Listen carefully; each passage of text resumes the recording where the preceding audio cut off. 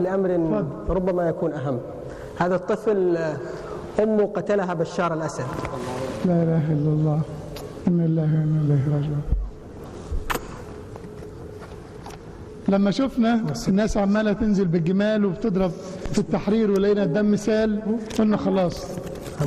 الشيخ زايد الله يرحمه في الإمارات قال كلمة جميلة جدا غيرت وجه الخليج كله. يعني هذه الطفولة البريئة، هذا المجرم الزرافة زي ما قال الحبيب الطفل أكرم. شو قال؟ الشعب يريد إعدام الأسد. أعطينا الميكروفون. الشعب إعدام الأسد.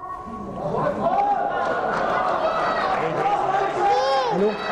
واحد تكبير تكبير تكبير تكبير تكبير تكبير تكبير. الشعب يريد إعدام الأسد. الشعب إعدام الأسد. الشعب يريد الشعب إعدام الأسد. الشعب يريد إعدام الأسد. الشعب يريد إعدام الأسد. ادعونا بالشفاء مع مرض الكبد. الشعب إعدام الأسد. الشعب يريد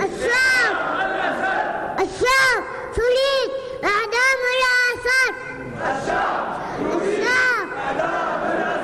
الشعب إعدام اسمك الأسد. ايش حبيبي؟ اسمك ايه؟ اسمك ايه؟ عمر. عمر. ادعو ايضا لعمر بالشفاء، عنده نعم مرض الكبد. الشعب يريد إعدام الأسد. الشعب يريد إعدام الأسد.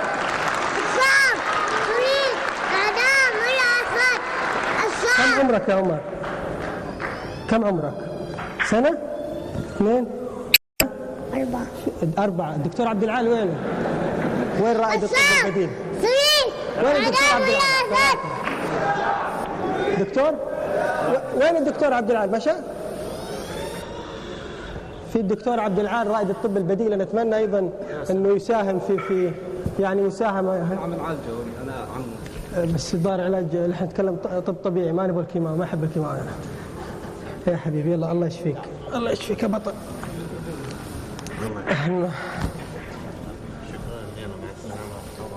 طيب خلينا ناخذ مداخلة هاتفية، يعني اتمنى تكون الأخيرة عشان يدوب نقول كلامات أنا والله زيكم سامحوني يعني. طيب فضيلة الشيخ